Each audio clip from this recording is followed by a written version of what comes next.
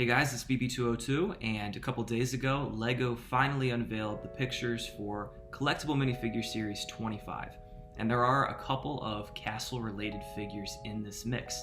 It has been a little while since these pictures came out, but since this is my channel, I get to control what I upload, and I just wanted to give my thoughts on it. So before we start, don't forget to subscribe. LEGO Castle videos are all I make, and let's get into it. So let's lead with the goat herd, kind of the less interesting minifigure of the two. Obviously the lead here is the goat piece. People have been waiting on this thing for over a decade since it appeared in the Mill Village raid back in 2011, and I'm glad for your sake that it's finally back. I mean, I can live without a goat. I think it's nice that it's happening.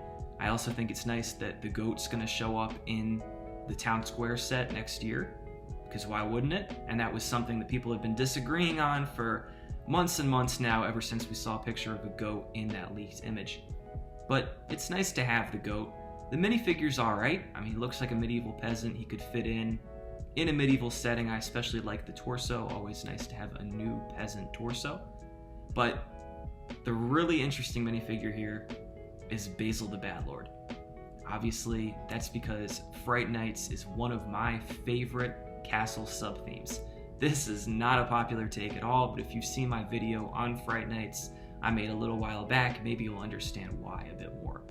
Fright Nights has always been one of those themes to me that I feel like could be done so much better if LEGO took another crack at it in this day and age with modern pieces, updated prints, and they've really showed that here with Basil the Batlord.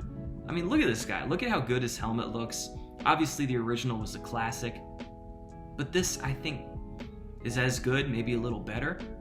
Certainly nice to have a couple of variations of it now. I like what they did with the shield. Even the torso looks less cartoony than the old one. This is something that has practical applications outside of a Basil minifigure. Another thing that's been debated over the years is that people argued whether or not Basil the Batlord was a true vampire. You know, he had a bat helmet, he lived in a big gothic castle somewhere, but he didn't look like a vampire with his helmet off. This Basil is actually a vampire. I was not expecting that at all. It's really interesting to me.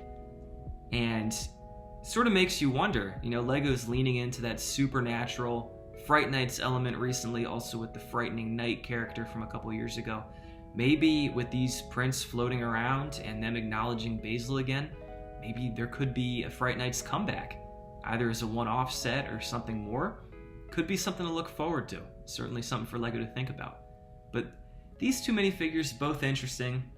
Basil's going to be a higher priority for me. I don't see myself going out there and trying to, you know, shake some boxes to figure out what's in there. Probably going to wait until a brick fair or they're available secondhand before I pick these up, just because the rest of the series looks a little weak to me.